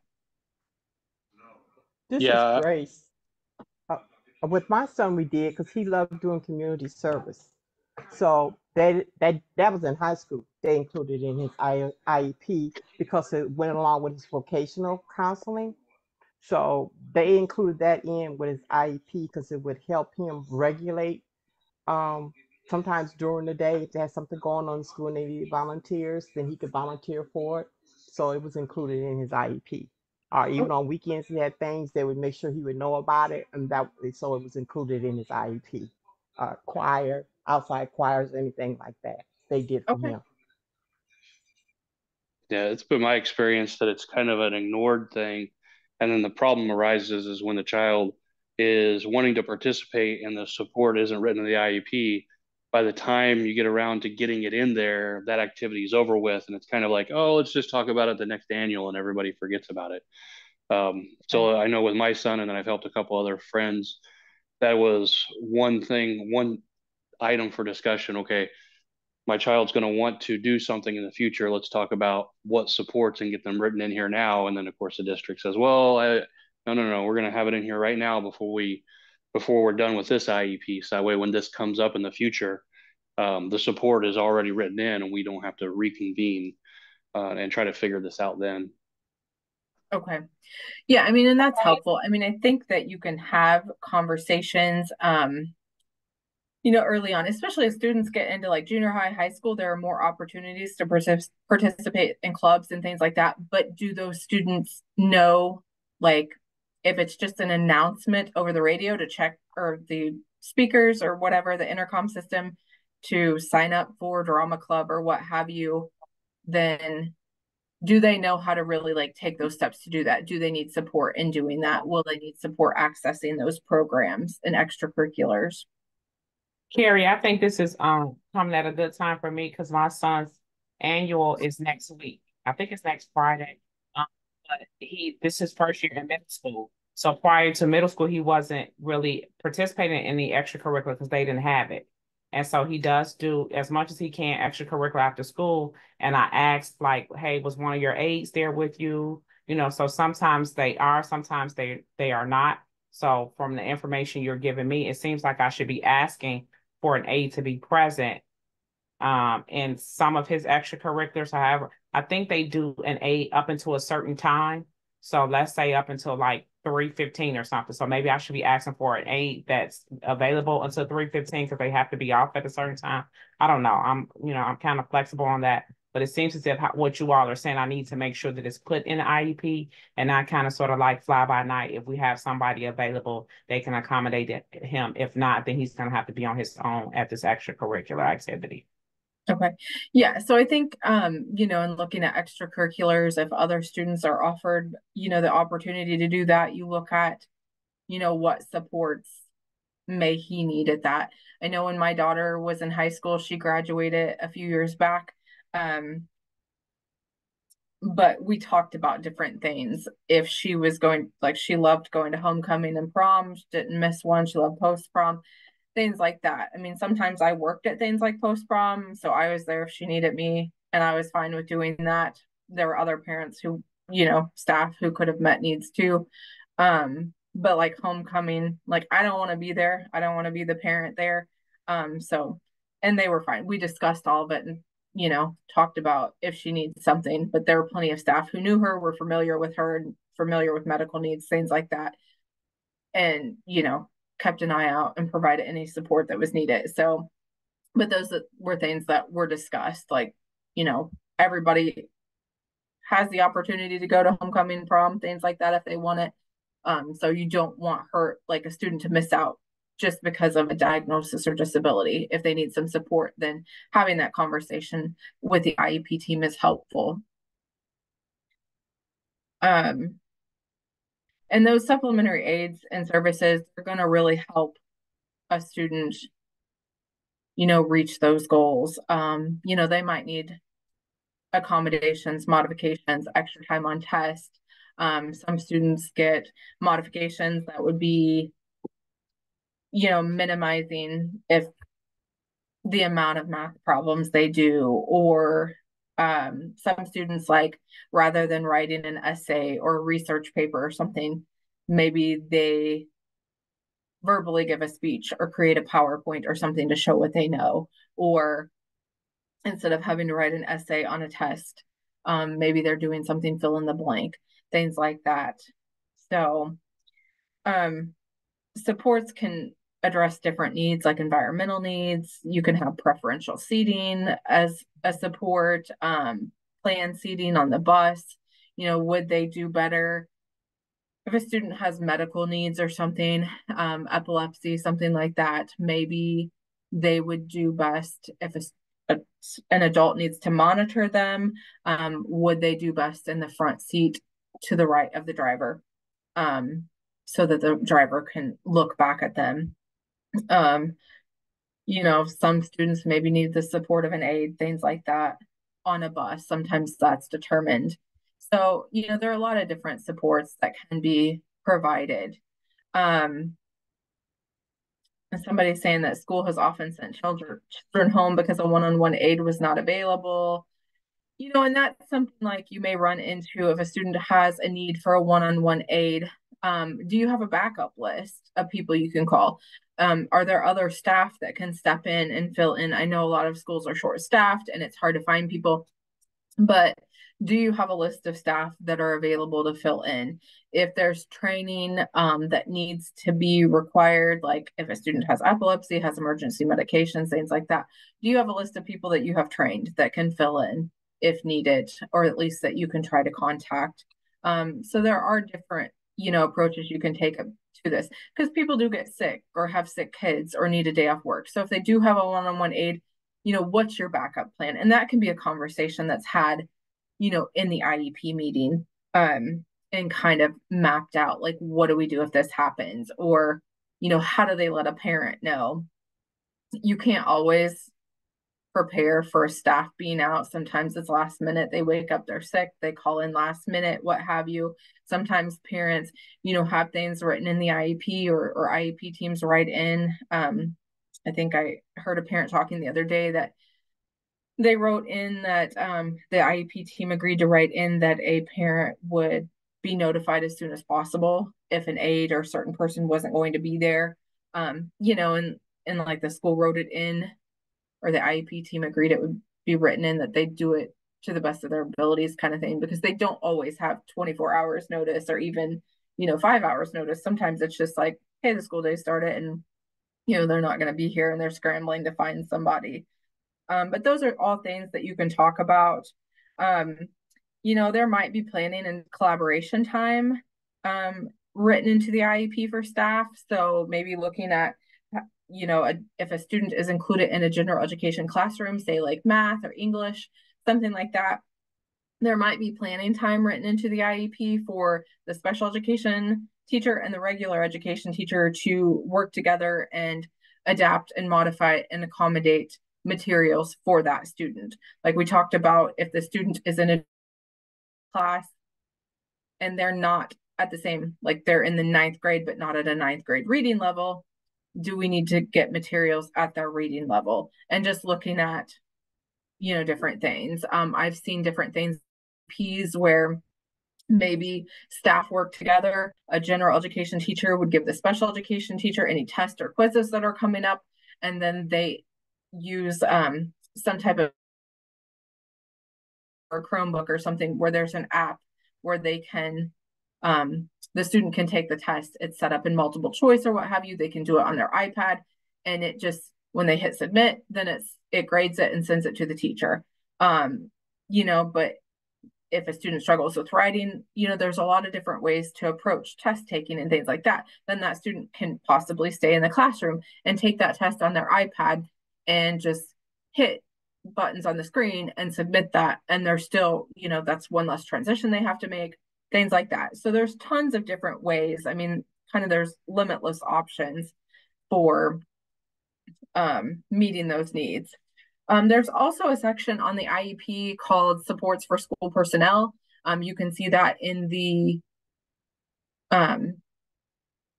IEP forms from the State Board of Education. This is an area if you feel like maybe staff would benefit from training if a student has a diagnosis like autism or they have epilepsy or what have you, different behaviors, if staff would benefit from training specific to that disability or need to learn how to provide certain supports, then this is an area where, those supports could be written or that training.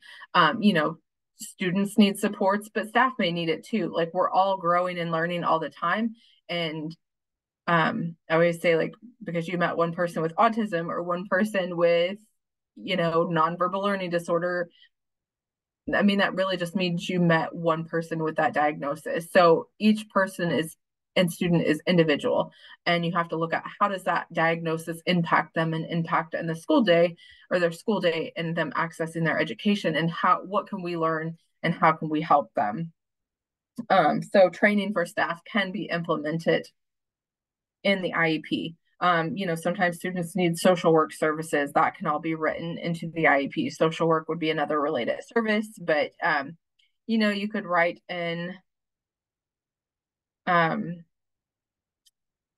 I think there's supports for parents written in the IEP as well.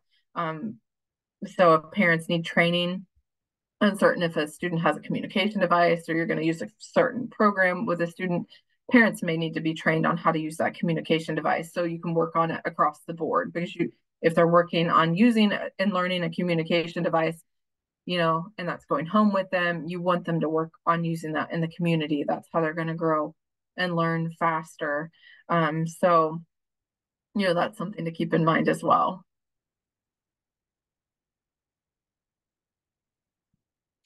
Okay, looks like we're down to about the last 15 minutes. So,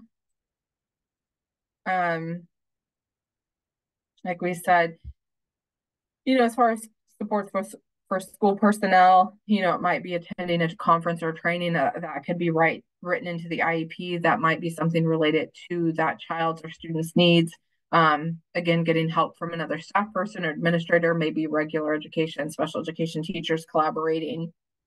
But the IEP team is going to be responsible for determining what types of programs or training are going to be helpful for staff to meet that child's needs. And again, the parent and the student are, parts of that IEP team meeting. And you do have the right, schools have a right, and so do parents, to invite others with knowledge about that student to the meeting. So maybe they would have ideas if there's a specialist a student sees outside of school, they might be able to write something up and make recommendations that the school could consider or potentially, participate in an IEP meeting.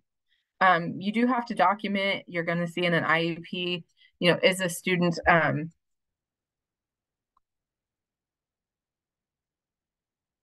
involved in the general education setting, like what percentage of the day are they in there? And, if they're not in there all day, like you have to pick what percentage of the day that they're going to be included in the general education setting and why a decision was made. So maybe they need more support than can be offered in the general education setting for whatever reason. That would be documented in the IEP. There is a continuum in the parents guide of least restrictive environment. So when you're talking about placement is always the last decision made in an IEP meeting. So, you really want to start with looking at the top of the continuum. I think that's in chapter 7 of the parent guide, but it's a nice visual. And it starts with looking at, is that student, can their needs be met in the general education with no supports? They don't need any accommodations, any type of special education service, things like that. No, let's move on to the next. Can they be successful in that general education setting with supports and accommodations, things like that? If they can, great. you've determined that's where they're going to be educated for that specific area. But you keep going that on that continuum until you find what's the least restrictive environment for that student. And a student might, be in a more what's least restrictive for them in math may not be what's, the least restrictive environment for them in English. Maybe they excel in English, they do well with accommodations and supports in English, but with math, they struggle more. And it's determined by the IEP team that they would need to be educated in more of the like special education classroom or setting to get more supports.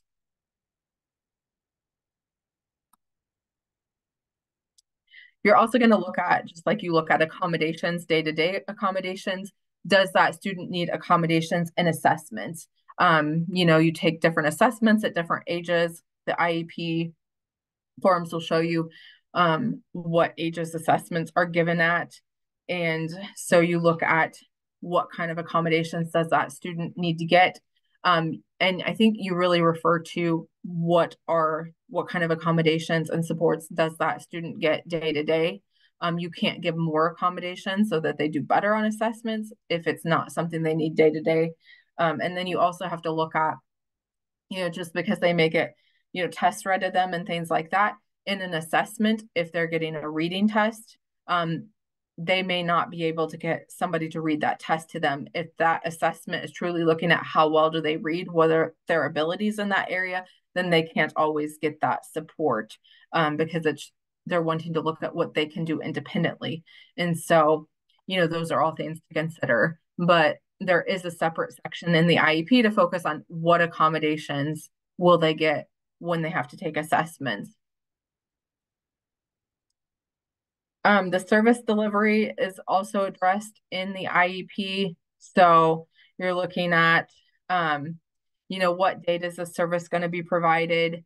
So if a student's getting physical therapy, it would state in the IEP what date they plan on that starting, how many sessions they're going to be, kind of what the duration is, what location.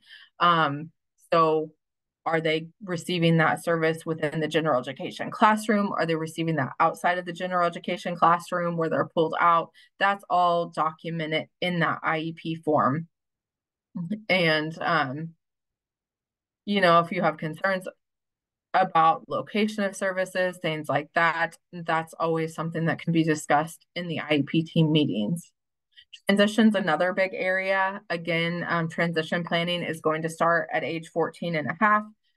We said federal regs say that it should begin not later than the first IEP to be in effect when that child turns 16. But it does say or younger if determined appropriate by the IEP team in the federal regs. Now in Illinois, transition starts at 14 and a half.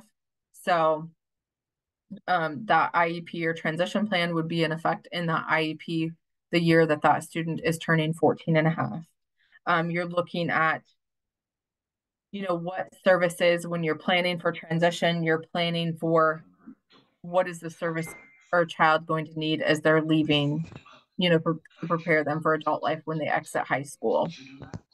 I have a question. Yes. If a child is in, it's not a chart, it's like an alternate school, like a technical school in high school, and they said that they aren't doing the transition and he'll be 16, I guess pretty soon, he's 15 right now. But they're not doing the transitioning because of the type of school that they are. Now, should that be documented in the IEP to cover the child? Because I have a youth I'm working with right now, and Okay. this is what I just got from the state, and this is what I spoke to the social worker, and I brought that up to her attention, and she said, "Oh no," she says, "we don't collaborate with Department of Rehab Services." She says, "Because she named all the things that they do in their school." And she said, so we have all that here. And right now they're looking for him to be with them till like he's 22, well, 21 or 22 at this point. They just got him. So Okay. should this be documented in the IEP to cover me and also the youth? That's something I think maybe it would be good to talk to you more one-on-one about and get some more information about that because that's something I think I would need more information on that situation. Sometimes alternative schools don't serve students with IEPs, but it sounds like the student does have one. Um, and if they have an IEP, I would think that the transition plan, I mean, would have to be implemented, but why don't you reach out to me or I can reach out to you tomorrow and set up a time to talk more about that and we can get, more figured out on that. Okay, good. Yeah, because we've got an IEP meeting. They want to come up to redo his IEP because they just got him. So we got to put some things in place for him. Okay. And one thing Okay, that may thanks. help is like clarifying it in writing, maybe emailing the school and saying, my understanding is this, and just kind of lay it out that, since he is a student, you're telling my understanding of our conversation on such and such date is that you're telling me that um, he wouldn't have a transition plan because he is, even with an IEP, he's a student at the alternative school. And so, ask them to clarify if misunderstood anything, to clarify it in writing. And you could also ask them, you know, what are you referring to? Like, what policy or regulations are you referring to and basing this decision off of? That might be Okay. helpful. Okay. Sometimes if it's not accurate information, then that can kind of turn the conversation around and, fix or resolve the problem. And it, maybe something that I'm not aware of, but that's not something that, I'm familiar with. As long as the student has an IEP, I would assume that they would get that transition plan at 14 and a half. Okay, thank you. I'll talk to you tomorrow more about it. Okay, perfect. Okay. I think that the your suggestion there works across the board with the sending that email restating what was discussed verbally. I have experience with a alternative therapeutic alternative school, that day school that was private, and the moment you put it in writing, and of course they got lawyers look at it, everything changed the next moment.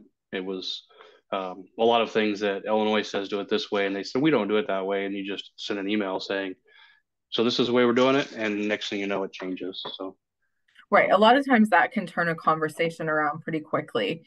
And, we always say if you have a conversation verbally and you want that documented, but maybe it happened verbally, you can always, follow up with an email and just say, thank you for taking time for talking to me today and just kind of summarize that conversation and say, just so I understand correctly, this is, what you shared with me. And then that opens up opportunity for that person to clarify or restate if they felt like, you mistook something or what have you. So it's just kind of it's a little more work sometimes, but it's good practice. With transition comes age of majority. So when a student turns 18, if they are their own guardian, then they would be, unless they sign a delegation of rights page, they would be making their own educational decisions. So rights transfer from that parent or guardian to that student when they turn 18. If you're their guardian, you would still make their, educational decisions and other decisions, depending on the type of guardianship you have. But you have to have a notice um, about that coming up and that those rights would be transferred. You can have conversations with your student. School is probably having conversations with them as well. But if they sign that paper, then that still gives you the right to make educational decisions for them. And if they're their own guardian, I think they can, revoke that at any point. And then I did include a link to a form from the Illinois State Board of Education about that transition or delegation of rights form.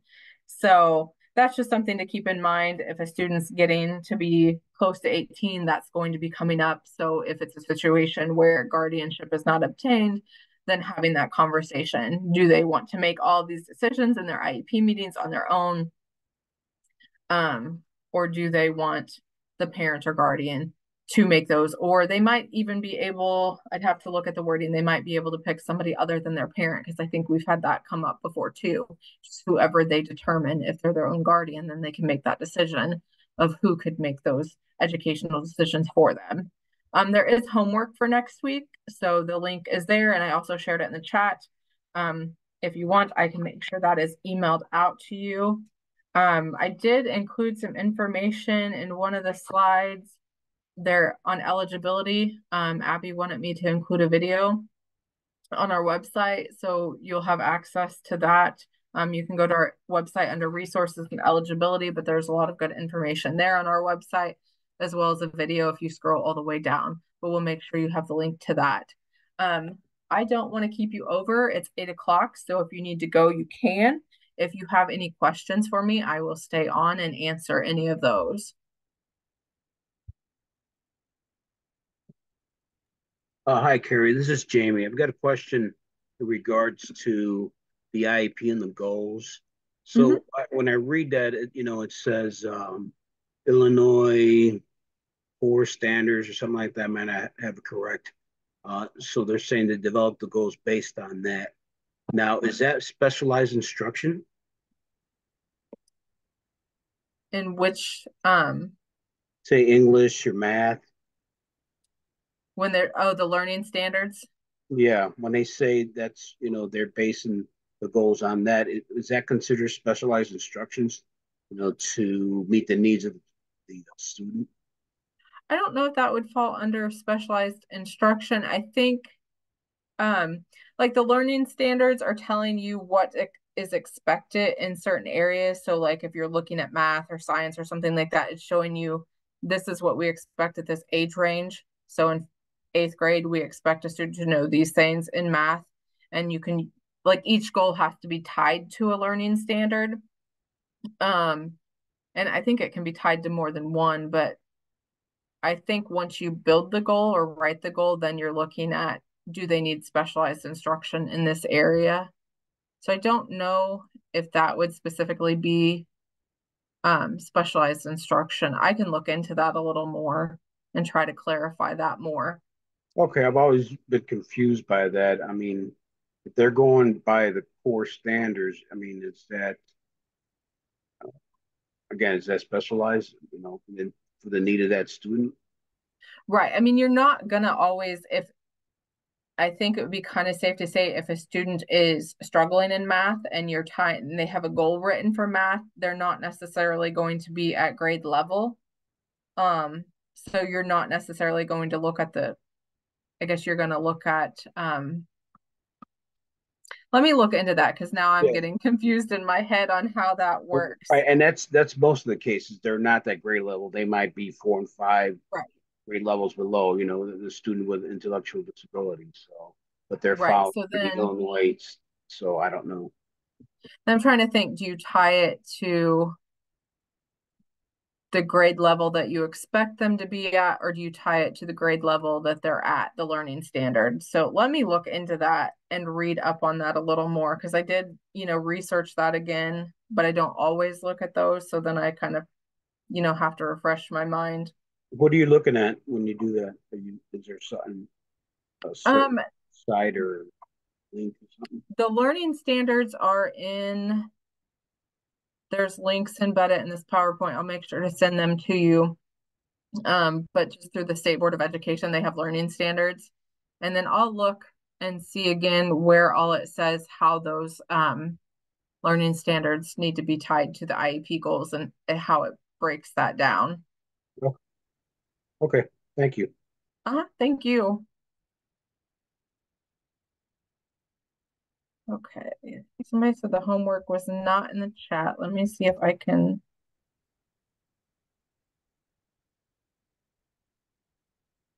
I have a question, Carrie.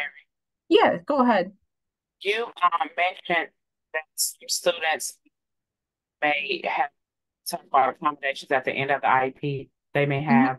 have what's least restrictive environment, and one subject may not be the same in another subject, like they may have a different setting for particular subjects. Is that because a student may like test or place low, or what about a student that does not, how do you term it, does not prefer that subject, and it makes them I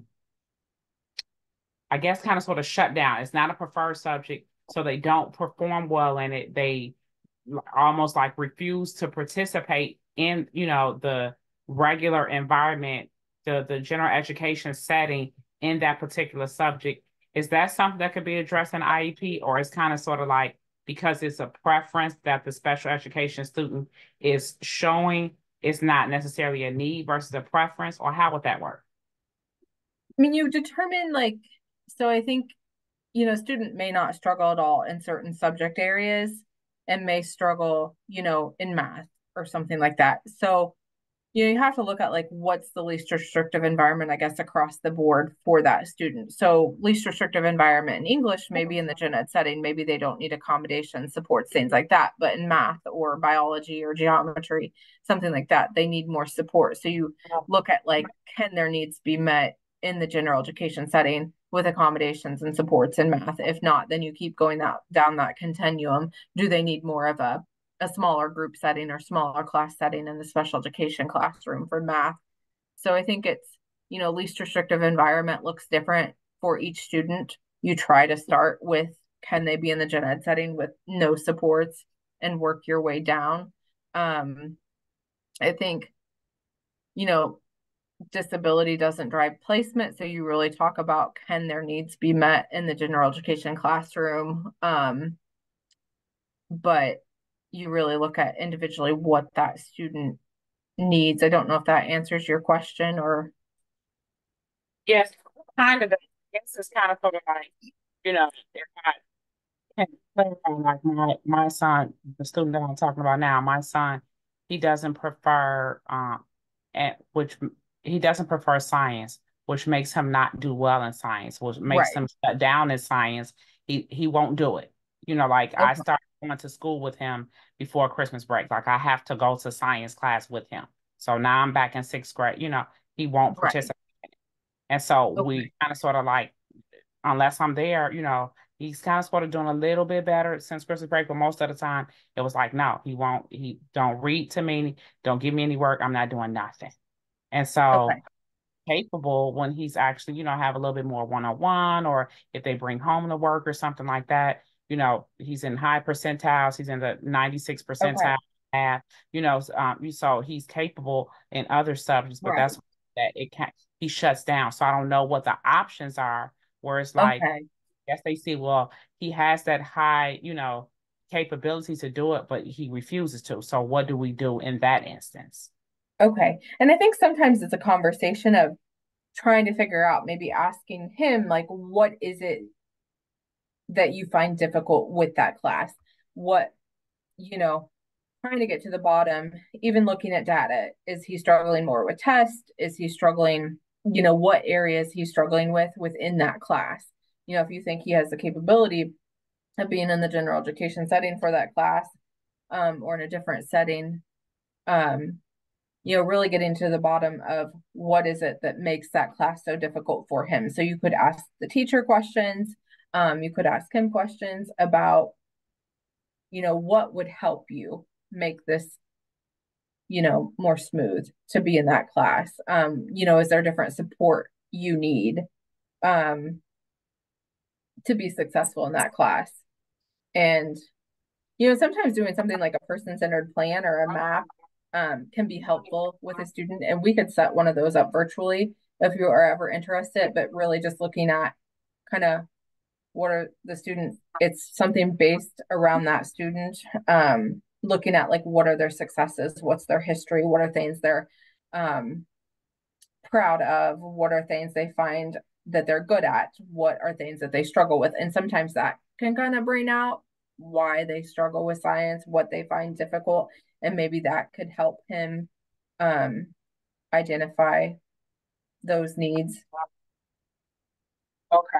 And then you talked about evaluation, and if some outside person could be evaluated, could be evaluating the child or something to that nature. Is there a time frame, like the IEP team, the school comes up with, this is our evaluation, this what we came up with. If you don't necessarily agree, is there a time frame that you have to say, okay, well, I got this much time, I think we need to do a different evaluation from an outside source?